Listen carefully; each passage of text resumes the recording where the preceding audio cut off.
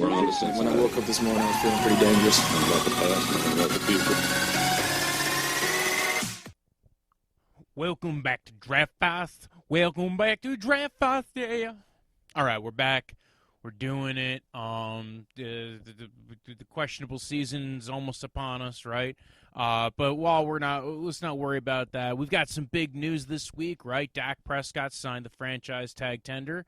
But I'm burying the lead with that one. Chris Jones clearly is the guy you came here to hear about, right? He said he might sit out the season, if there even is a season, if they don't get a deal done by July 15th. And, Cam Newton signed with the dang Patriots. And the Patriots also, what's it called?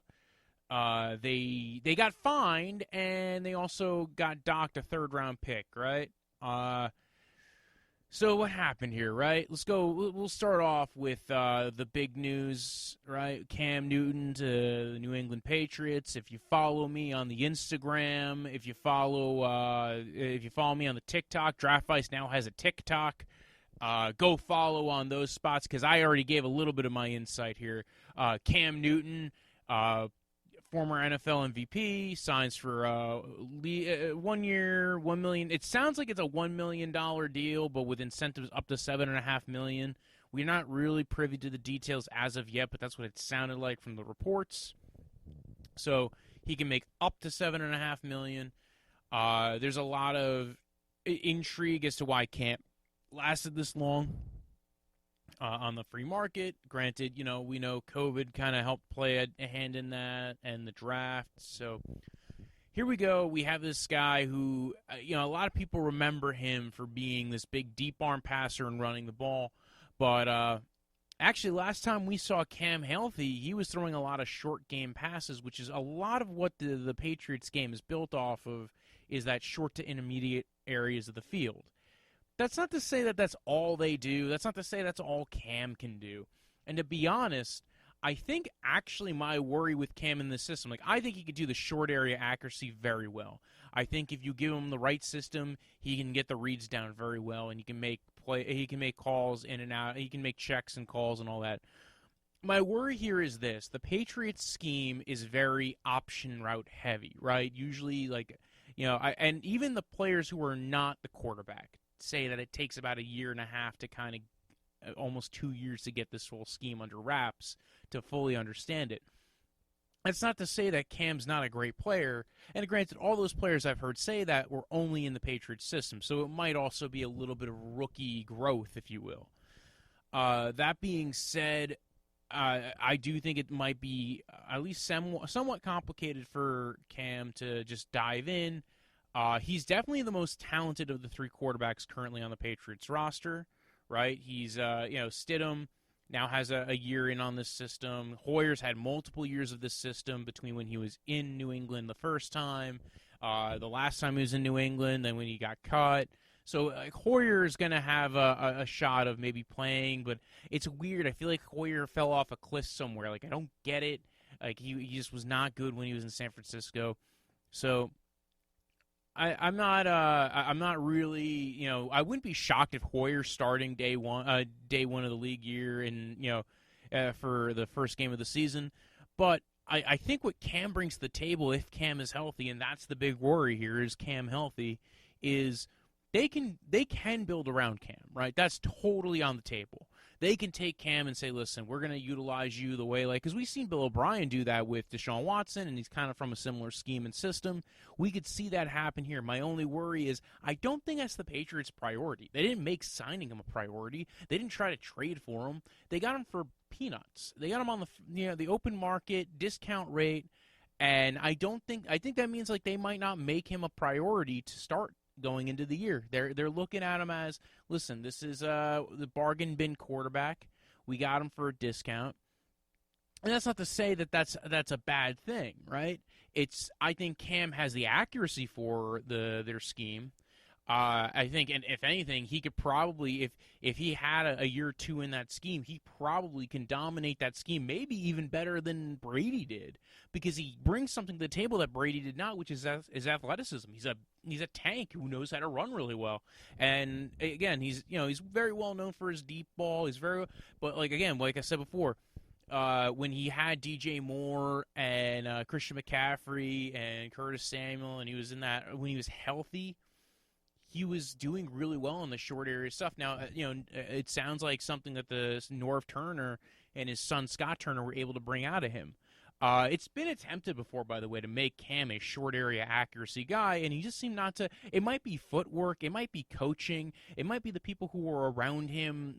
When Norv Turner came in, it might be maybe Scott Turner really is a really good QB coach. So when those guys came in, they got him to shift to that and did it really well. Whereas when Shula was the guy, it just didn't really work for the short area game. It worked better when he was throwing the deep ball and running the ball and running QB power. So, and I'm intrigued to see what McDaniels can draw up with him. They could utilize his athleticism. We saw what they did with Brissett when they had him in that on that team a while ago. For the one game that for the two games he started, and tore up the Texans with Brissett just running the ball and utilizing his athleticism. And Brissett's nowhere near the athlete that Cam Newton is. At least I don't think. And also, Cam Newton's a much better passer as well. So, what do we do here, right?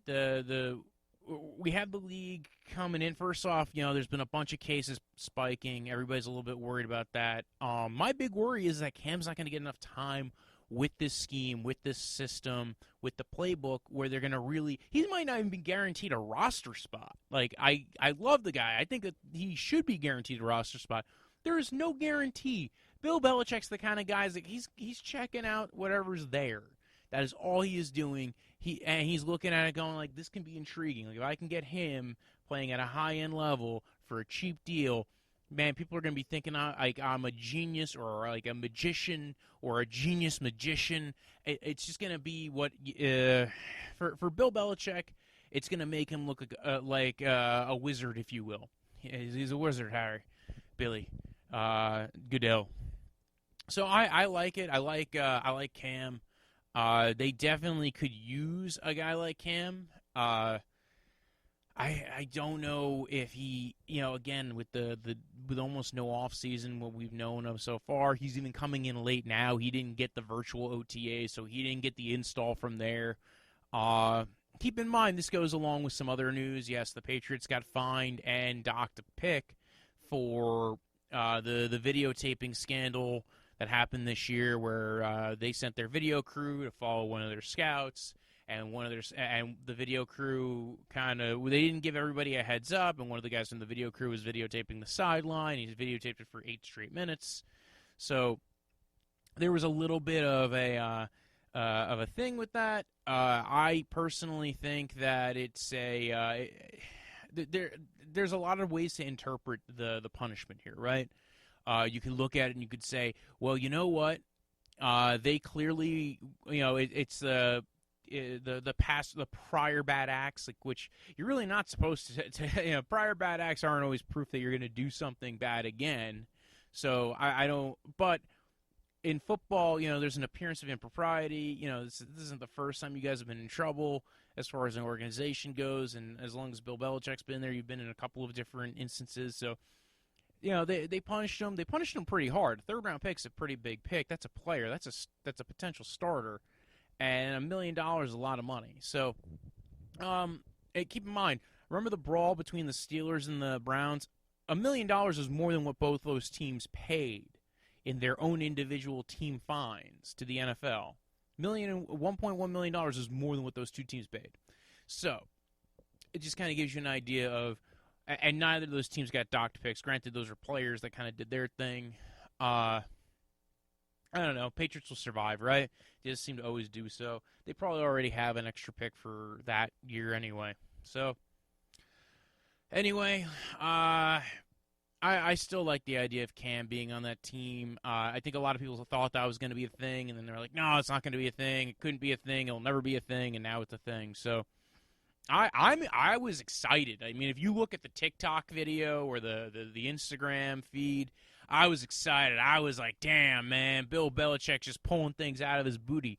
And I think this is it, man. I think that is the trick. Like, if whether or not he plays, right? Like, whether or not Cam plays, this was a big trick to pull out of your butt and to get such a great player And he might not play for them. Like, again, like I said before, Stidham's been there a while. Hoyer knows that system.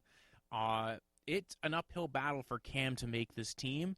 I think that he'll make the team. The problem is this is like the one situation where they probably aren't even that worried if they play Cam or not, because again, it's Bill Belichick. He could do whatever the hell he wants. He's earned the privilege to say shut the hell up and do what I tell you. So I think it's an impressive situation. I can't wait to watch it. I can't wait to see it on the field. Let's go on to the next thing. Maybe we'll rope back into that a little bit later.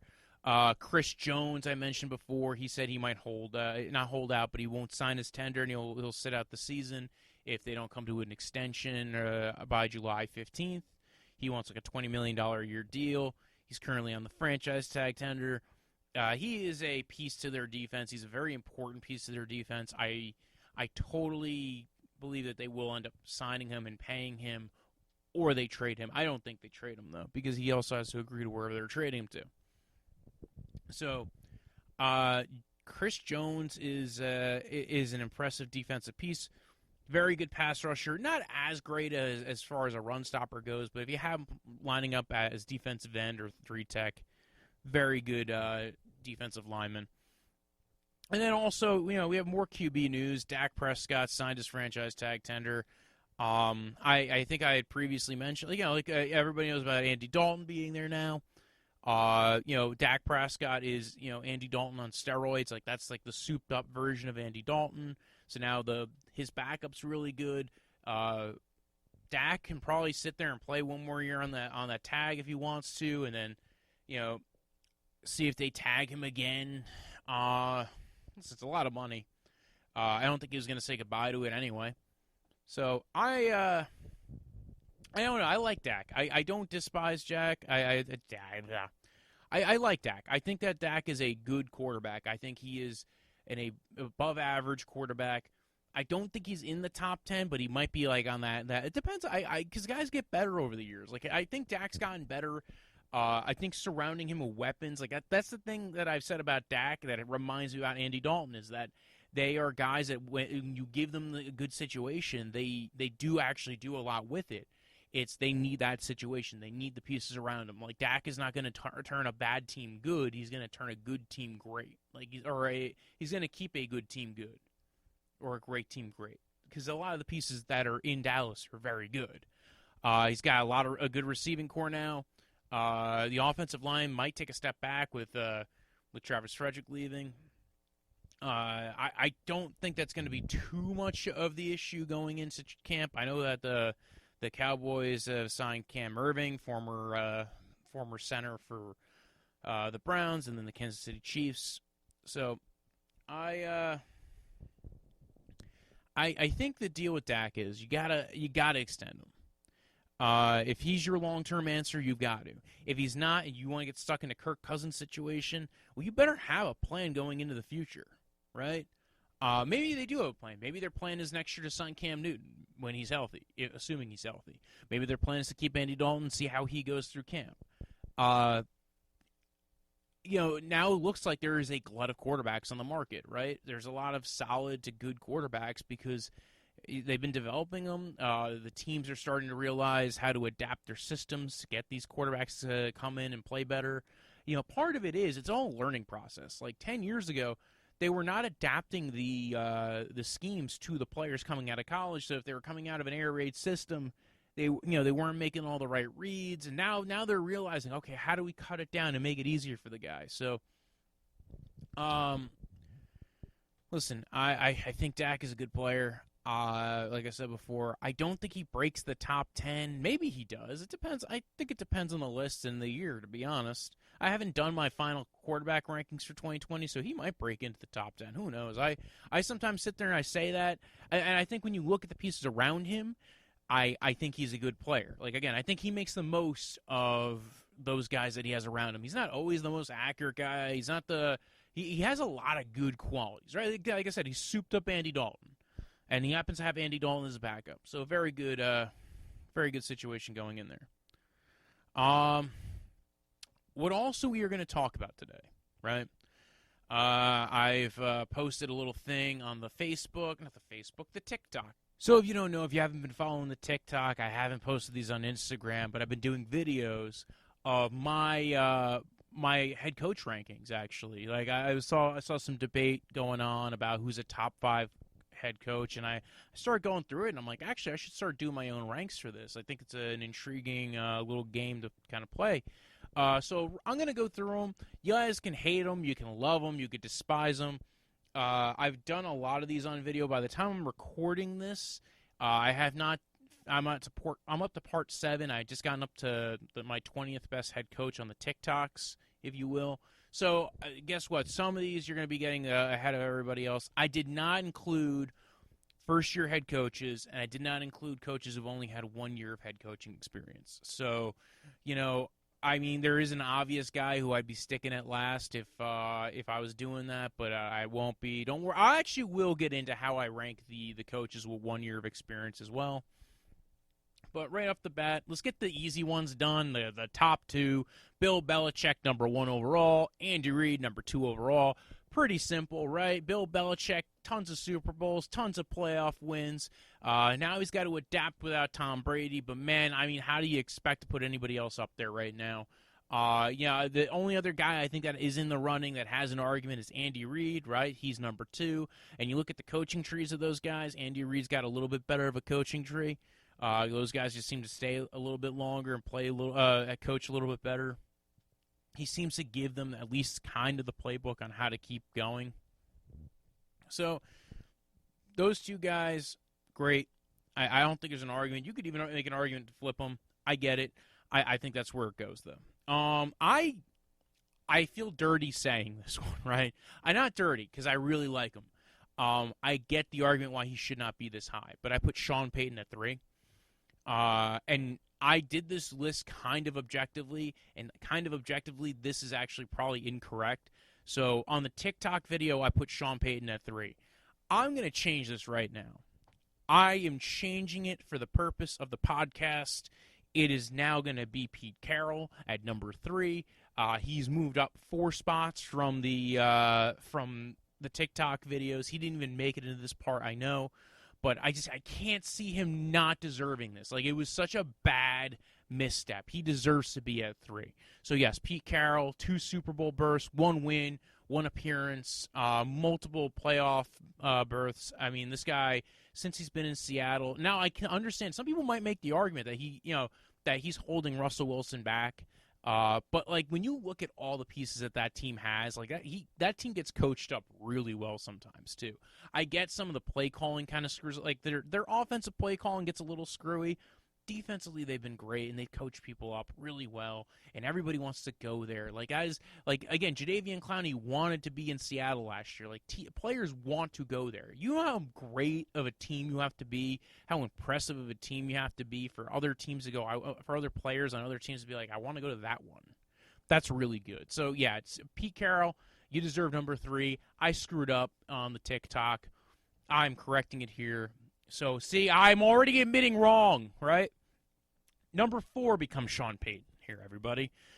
Sean Payton, head coach of the Saints. Now, you might sit there and be like, wait a second, man. I mean, come on. He hasn't been to a Super Bowl in a while, and plus he's got Breeze, right? Like, maybe pick a guy who's had multiple quarterbacks. And you know what? Not for nothing. It's not like there's that many other guys on the list that could really make the argument to be up here. Like, there's a couple, and we're going to go through all of them, and there's arguments for each one, too. So I'm going to go with Sean Payton at 4. Constantly, they've been a playoff contender. There was a short period of time a couple of years ago where people were talking about his job being ready to go, and it just seems like they've kicked it up in gear, and they've been a perennial playoff contender every year for the last few years. Everybody's talking about every year they're like the favorites to go to the Super Bowl, and they don't make it. They're like the Packers a few years ago. So I love Sean Payton. I love his style. I think he's a very sweet guy. I think he's a great coach. And again, multiple playoff berths, a Super Bowl win. You got Drew Brees. Drew Brees was not considered as high level of a quarterback until he went with Sean Payton, and those two have been a marriage that's been sweeter than sweet. So we're gonna follow that up. Again, another switch up from the TikTok. This is why it's important to do both, right? because I changed my opinion here, right? I had a whole different guy at next spot. I'm going with Doug Peterson, right? Doug Peterson at 5. He was actually 2 spots lower, and I kicked him up above the AFC North guys. That should hint at where the next guys come up. And Doug Peterson is because he's most recently been to the Super Bowl, right? We see it every year that he gets the coaching's really good from his perspective, and they're willing to change it up, and they're willing to work. And they missed the playoffs one year, and that was his first year. Every other year they've made the playoffs. He made it to a Super Bowl with a backup, and they won the Super Bowl with a backup quarterback. I'm going to say I like Doug Peterson. I gave it to the other 2 guys on the list in the TikToks because I felt like that maybe they deserved it because of longevity, and we've seen them do like kind of a similar thing before. So next is John Harbaugh at 6. And Mike Tomlin at 7, and I think it should be this way. Like I've seen both these guys adapt. I've seen both these guys coach really well. They both have Super Bowls under their belt, which is kind of what you need to be in this part of the ranking. You needed Super Bowls to be up this high. They make their teams make the playoffs pretty consistently. Tomlin's missed it the last 2 years, and honestly, when I was doing the TikTok, I kind of hinted that I didn't necessarily. Like, I felt like Tomlin deserved maybe 1 spot lower or 2, like deserved to be behind Doug Peterson, basically, was where I felt. Because it feels like, even though Tomlin is a great coach, and I mean, there is some real proof out there. I mean, there was a game last year where literally they went at halftime, and Mike Tomlin went ahead and tore up the playbook and went ahead and drew it on the board, and there's a really good story about it.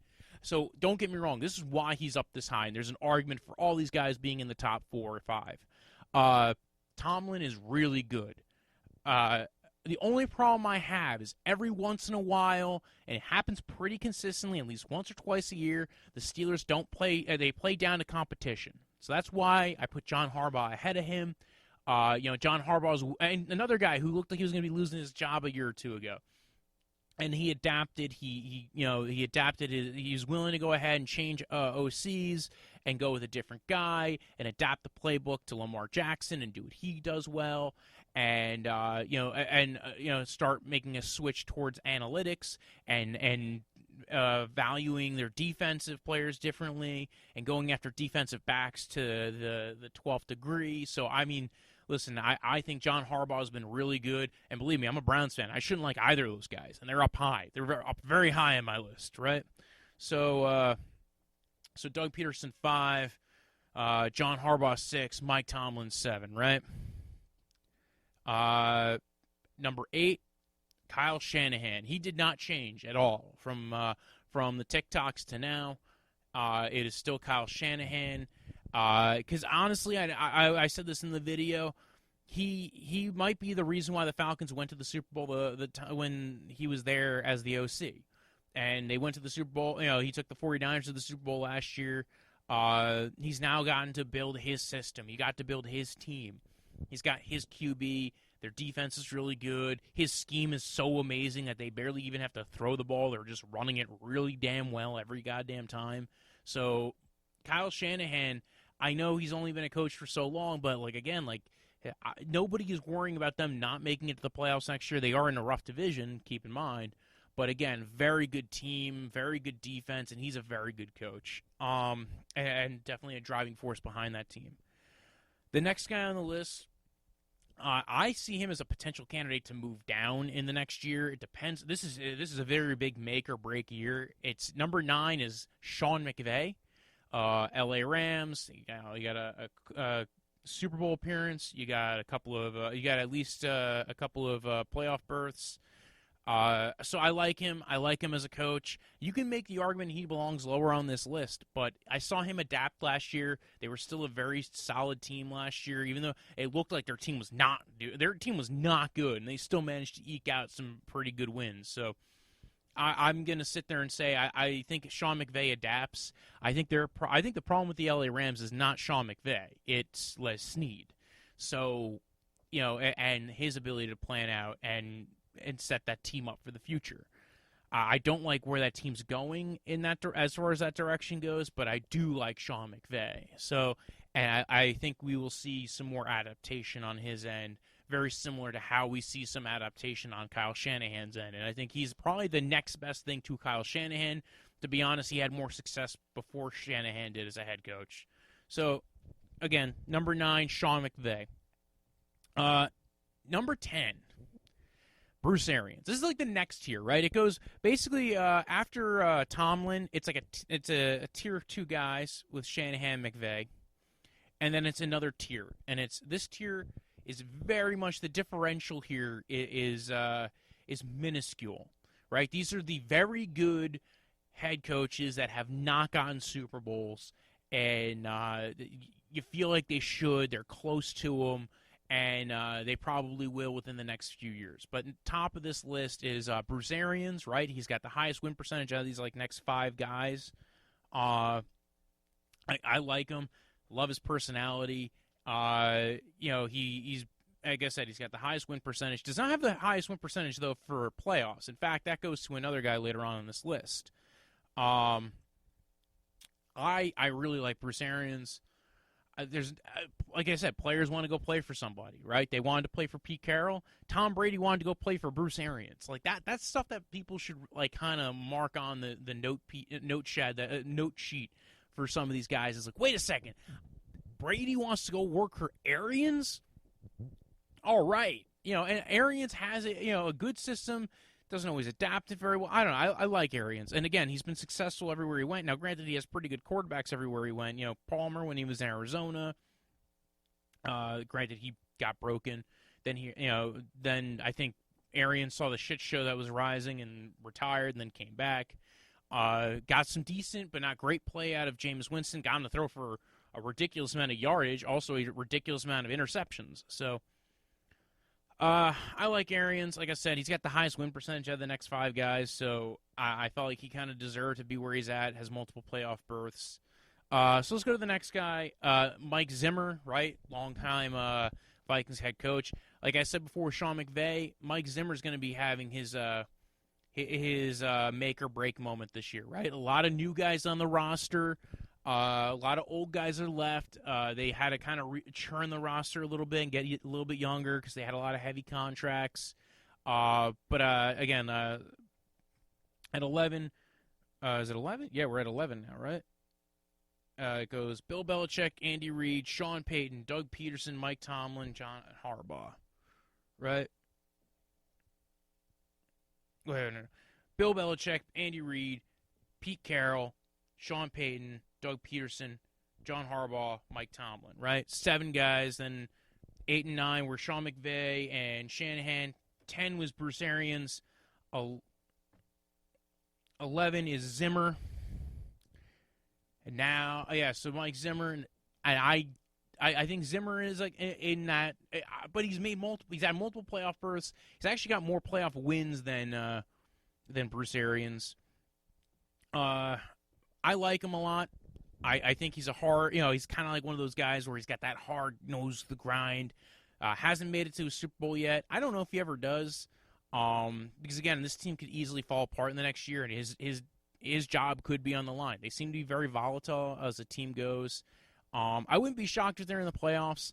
I just think that they also are in a rough division, so this isn't really the playoff prediction. This is more who are great coaches. I think he is a great coach. You always hear about it too, that he's a good coach. So I appreciate it. I like who he is. I like what I've heard about him. Next on the list, this is another one where we're switched up, right? We got Mike Vrabel, right, at number 13. Right? No, number 12. Number 12 is Mike Vrabel. Sorry, everybody. He was 13 on the other list, and I moved him up one spot. Mike Vrabel actually has the highest win percentage in the playoffs of all these guys. He's been impressive, right? And whether it was Marcus Mariota or Ryan Tannehill, he's done very well. Yeah, he made Marcus Mariota back into, like a solid – not Marcus Mariota. He made Ryan Tannehill into a solid quarterback.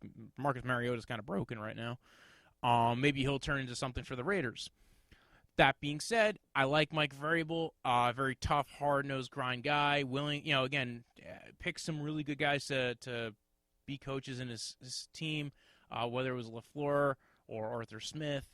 I like Vrabel, kind of very awe-inspiring personality, right? He's willing to chop something off in order to win a Super Bowl. Very, very good hyperbole there, or very hyperbole there.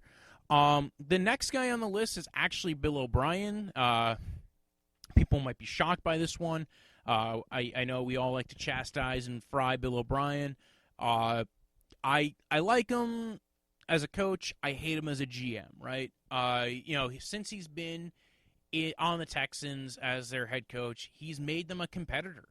They've made it to the playoffs multiple times. Now, they have not won a lot of playoff games with him as the head coach, but he's at least gotten to the playoffs, which is kind of an important thing, right? That's at least step one. You're into the playoffs solidly. Okay, we need you to take the next step forward. Well, they won a game at least this year in the playoffs. So now you take another step forward, and you hope that works. You hope that, him as the GM doesn't, cut himself from underneath his legs. So it goes, so Bill O'Brien. Then it's Sean McDermott, right? Sean McDermott of the Buffalo Bills. I like him. Again, got the Bills to a playoff berth for the first time since the 90s. Got them to 2 playoff berths, no playoff wins. But listen, it's starter package, right? Like you gotta warm it up. You gotta get, the fact that he got them to the playoffs, he already deserves a statue in Buffalo, I've heard. I think he's a great coach. He has a lot of opportunity to move up in these rankings eventually. I just, from what you've seen from everybody, with Vrabel winning a lot of games already very early on in his career, the other couple of guys being established, he's kind of like the last guy of this tier. So that's how I've ranked it so far. I really do enjoy Sean McDermott as a coach. He's actually a personal favorite of mine, too. The next 2 guys on the list are actually guys who are on new teams but have been head coaches somewhere else, right? Got Mike McCarthy with a Super Bowl win. Now, you might be like, wait a second, Mike McCarthy with a Super Bowl win, why is he so low on the list? Well, new team, there's a reason why you get fired. You go different ways. I don't think, again, like there's questions as to maybe he should have gotten more done when he was with, Green Bay, and that they should have been back to the Super Bowl, and they didn't make it there. Some of it was coaching and scheme and who you keep on your staff. And, I get it. I get the argument. That's kind of why, I didn't have him all the way up. I like the guys who I have ahead of him where I have them. Again, because you don't get fired for no reason. And, he couldn't do anything when he didn't have Aaron Rodgers, and that's not like, listen, that's a lot of coaches, right? When you don't have your franchise quarterback, you can't do a lot. But I've seen a lot of other coaches do a lot, even without their franchise quarterback, at least stay competitive anyway. I follow him up with the other guy, Ron Rivera. Again, guy who's made it to the Super Bowl, multiple playoff berths, but a little bit like, if you watch Ron Rivera's track record, it was very solid. Like, listen, if he's your head coach, you're going to feel good. You're going to feel okay. But you're going to be like, you're going to long for more. He's like a more volatile Marvin Lewis, right? Where it was, not only is he going to get you to the playoffs, he might get you to the Super Bowl, where, like, Lewis wasn't doing that for you, but you might not make the playoffs every year. So, but he's been solid to a very good extent with that. So I like Ron Rivera, very, very much one of my favorite coaches. They're all my favorite coaches, let's be real. Now we follow it up. 2 more guys. It's Frank Reich and Anthony Lynn. Both of them have had a playoff berth. Neither of them made it to the Super Bowl. Each have had some personnel issues, maybe affecting that a little bit. I like both these coaches. I think that if they are given the right situation, even without the best situation in the world, I think they will take a step forward. They've done really well in picking their staffs and coaching up their players, and would not be shocked if you see either of their teams make it to the playoffs this year. I think Anthony Lynn maybe has a little bit more of a wild card on his plate, given that he basically has Tyrod Taylor and Justin Herbert as his quarterbacks. But again, both are very good coaches, and it seems like he has a plan there too. So that's kind of like the coaches I really like kind of going into this year, right? Then, like, those are the guys who, like, that's kind of the end of the good to really good to great list. The next 3 guys on the list are questionable futures, looking to maybe bounce back this year, right? So anyway, Tom, we're gonna go ahead and hit that up. It's gonna be Dan Quinn of the Atlanta Falcons. He tops off these next three guys. Again, like multiple playoff berths, got him to the Super Bowl. And listen, not that he was, I mentioned before Shanahan being a driving force. Maybe he wasn't the driving force, but he got their team to play really well last year after they went 1-6. So, that bounce back at the end of the year, it kind of showed something. It showed that he can coach and that he can kind of. Now he's not going to get that benefit of the doubt again, I don't think, but he does know how to inspire. He does know how to pick a very good coach. Like I thought I was not a fan of Sarkisian initially, and then I kind of backed off on my hate of Sarkisian. Then they fired Sarkisian. Now they got Cotter. But he picked Shanahan. They did really well with Shanahan. The real problem's been injury and also that defense. So trying to get that defense to play up to snuff is really the big issue for him. Like I said before, they've made multiple playoffs with them. They've also, they've been pretty solid. They haven't had a horrible season with them. If they do, I think that's going to be it. Follow him up with John Gruden. John Gruden of the Oakland Raiders. I know he's Las Vegas Raiders. Might feel like he's very low on the list, but he hasn't made it to the playoffs since he came back after a decades-long break. So it's kind of hard to evaluate John Gruden. Now he's had the opportunity to build this team in his image, right? And keep in mind, before he took over this team was 12-4 one year. It was in the playoffs. So it wasn't like it was removed from being in the playoffs from a super long time. They went ahead and kicked Jack Del Rio to the road. So I don't know. I think John Gruden, it's kind of put up or shut up time. I know they're going to give him more time because that's just how it goes with the Raiders and John Gruden. But like I said, it's all three of these guys. It's put up or shut up time, basically. And Matt Nagy's the next guy, number 20 on the list. Matt Nagy. I think that his job's on the line this year. You looked at the first year, right? The team played really well. They had Vic Fangio as their defensive coordinator. They played really well with him. They were able to script a lot of good plays. They were getting a lot out of Trubisky. They were utilizing his legs. And then they just didn't seem to ever mesh or be able to use that athleticism again last year. So, again, I like Nagy. I like what he's been able to do. It seems like they were having some problems last year getting the offense running. Their O-line's been a little bit of a problem. Maybe they need a new O-line coach. Maybe the O-line coach is fine. They just need better personnel. I don't know. Matt Nagy, now you have Nick Foles. You have I think you're on year 4 of Trubisky at this point.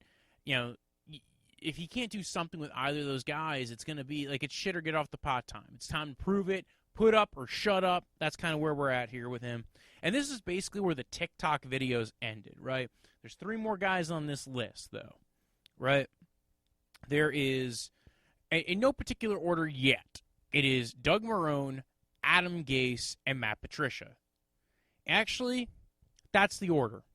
It goes Doug Marrone, Adam Gase, and Matt Patricia. The first 2 guys have gotten their teams to the playoffs. In fact, Doug Marrone's team made it all the way to the AFC Championship. I have Doug Marrone on top because I've really seen him coach multiple teams and do it really well. When he was in the Bills, he got them to be a 10-win team one season. With Jacksonville, I don't know if he's the problem in Jacksonville, but they're definitely kind of starting to falter in Jacksonville. They're starting to fall apart, if you will. I don't know if he's going to be the coach there long term. And again, other than that 1 year, it's kind of been a weird, rocky ride with him. Still, I like him better than the other 2 guys. If I had a pick of these 3 guys, I'd pick Doug Marrone. Adam Gase, 22 on this list, right? And I don't even hate Adam Gase. I don't. But when you look at all the players that were on his teams prior and how much better they did when he was non-involved, that's a fucking damning... That's a little bit of damning evidence, right? The other little bit of damning evidence is that, when Sam Darnold had mono last year and they had Luke Falk, basically he was having Sam Darnold in practice and he didn't give Luke Falk any practice time. They basically punted that game away. They were we know we're going to lose because we're starting Luke Falk. And it was really? You're just guaranteeing yourself a loss? What's with that? So I don't know. I don't like that kind of coaching. I get it, but no, I don't get it. You know what? Try to win. Try to scheme up something. At least that's the difference between Adam Gase and Mike Tomlin. Mike Tomlin didn't have his starting quarterback. He had Kyle Rudolph and Duck Hodges, and they won games, and they schemed up games. And guess what? They won games, and they were very close to making the playoffs. Yeah, they had a bounce back last year towards the end. They ended up being a very competitive team, the New York Jets. And listen, I could totally see that. Part of the argument is, listen, think how much better they would have been if they had Sam Darnold the whole time without Mono. That's a very good argument. Still, again, I just want to see it. I don't. When you look at all the other players and where they've gone and how much better they've been at other spots, and when you just that one thing about Luke Falk, that irks me so much. You just gave up that game. So, you didn't even try. So that's what gets him out. But that's what sticks him there. And unfortunately, a guy who I was really hoping to be a good head coach, who's coming up at 23, which is technically last on this list because the other guys on this list are not going to be included on this. But it's Matt Patricia, right? Matt Patricia is solid head coach. I like him. No, he's not a solid head coach. They haven't done anything. Right? They got rid of the solid head coach. They got rid of the guy who was actually doing well for them. So, I don't know. I just didn't like that. I didn't like that they got rid of Caldwell. Also don't like that Patricia just has not been good. And there's clearly been issues in that organization since Patricia's taken over. And I was shocked because, from everything I heard before Patricia took over, I thought he was going to be a great head coach. And it's been a mess. So this just shows you really don't know anything until they take over. So that is where it is. That's where we end up here with the 23. I'm going to go over the other coaches, by the way, right? So we have the team. So last on the list is Matt Patricia. They just have not been playing well, and it's kind of been how. And not for nothing, I almost kind of wanted to put him ahead of Gase, except we don't have a playoff berth. We don't have any real measurement. At least I've seen Gase's teams play pretty well. I really am, but Patricia's been weird. I don't know. I think they could have a bounce back this year. I wouldn't be shocked. Let's go to the 1 year teams. All right, the 1 year so far guys. Right, there's Vic Fangio, there's Matt LaFleur, there's Cliff Kingsbury, Zach Taylor, and Brian Flores, and all these guys I really like. I like. Well, except for one of them. I don't care. If Zach Taylor, if I could have included him last on that, he would have been last. He's going to be last overall. I do not like Zach Taylor. I think he's a ham sandwich. I think he's less than a ham sandwich. He doesn't have the bread to be a ham sandwich. He's just a jar of mayonnaise and gelatin. That's what Zach Taylor is. And this is just hate for the Bengals because I actually don't hate the Bengals. But I do think Zach Taylor is a weird jar of mayonnaise, if you will. A strange attempt to try to get the McVay, LaFleur, Shanahan essence out of some random guy who happens to be a QB coach. Regardless, right? LaFleur and Fangio have been really good. LaFleur got the team to 13-3, right? Got them all the way up to a bye week. Didn't do well against the San Francisco 49ers. They definitely have to crack down a little bit more. So LaFleur, I think, is kind of topping my list right there. I like what I saw from Vic Fangio. I like what I saw from Brian Flores. I even like what I saw from Cliff Kingsbury. You usually don't see so many guys who you say, I really like what I saw from them as far as their first-year head coaching, especially when, only one of them made it to the playoffs. I'm intrigued by what Cliff Kingsbury is going to be able to do next year. I really want to see what happens year 2 with Brian Flores because he got that team playing hard last year. Vic Fangio, players raved about him. He was the leader in the locker room. That's what they want. That's what they need. They need a guy who's the alpha. I don't always believe in the alpha bullshit, but this is where the alpha bullshit comes in. He's the alpha. He's a leader. So, and Flores, we already saw from the game tape. So, we got 3 more teams to talk about, right? The new guys, right? We got Stefanski, Joe Judge, Matt Rule, all these guys. They're the new guys in the block, right? I like Stefanski. I think of these three guys, I think he's the one I think will be the most successful short term. Long term, I think Matt Rule might be developing a good program down there. I think he's got a big leash. He's not as stuck to the current situation like Stefanski is. I like that Stefanski has a system that he wants to run. He seems very open-minded. I really dig Stefanski. Joe Judge, I'm kind of perplexed by the hire, to be honest. I'm not saying he's a bad hire, but I'm still perplexed nonetheless. And that means he could be a great head coach. Listen, we see it from John Harbaugh. He's a great head coach, and he was a special teams coordinator. So I just don't get. It's hard to gauge with him, if you will. But that was it. That's the end of the list. I hope I didn't miss anybody. Let's run that back through. Right, we got Bill Belichick, Andy Reid at number 2. We got Pete Carroll at number 3, Sean Payton at number 4, Doug Peterson at number 5, John Harbaugh at number 6, Mike Tomlin at number 7, Kyle Shanahan at number 8, Sean McVay at number 9, Bruce Arians at 10, Zimmer at 11, Vrabel at 12, O'Brien at 13, McDermott at 14, Mike McCarthy at 15, Ron Rivera at 16, Frank Reich at 17, Anthony Lynn at 18, Matt Nagy at 19, Dan Quinn at 20, John Gruden at 21, Doug Marrone at 22, Adam Gase at 23, Matt Patricia at 24, Matt LaFleur, well, that's 24. It's 24 plus the 5 that are first-year head coaches that are into their second year. So that's 29, and then we get the 3 head coaches who are brand spanking new. So thank you for tuning in. If you want, you can follow the podcast at Draftvice on Twitter, at Draftvice_football on Instagram. You can follow me at BROJO. Death is in the end of life. Punch like a delicious drink that you drink in the summer. Keep wearing your mask when you go outside. And beyond that, I have a new podcast. I have been working on it. That's been coming out weekly. Right now, it's called Punk Law 101. We've been doing Supreme Court cases that have been coming out because there's been a whole bunch of decisions because it's June. This is basically like a lawyer Super Bowl, if you will. And it's kind of fun. I've been talking about different cases that have come out, not just the big ones you've been hearing about, not just Bostock versus Clayton, Georgia, where everybody's talking about the LGBTQ case. We also talked about Andres versus Texas, which was about a ineffective assistance to counsel with an attorney. Doesn't that sound like fun? Oh, boy. How about generic? So listen, we go over a lot of court cases. We're also going to start going over some like individual areas of law once we're kind of done with the Supreme Court cases. So tune into that. It's going to be fun. It's definitely fun. One just dropped yesterday. Go check it out. Punk Law 101 and TTFN. Ta-ta for now. We're on the same When I side. woke up this morning, I was feeling pretty dangerous. About the past and about the future.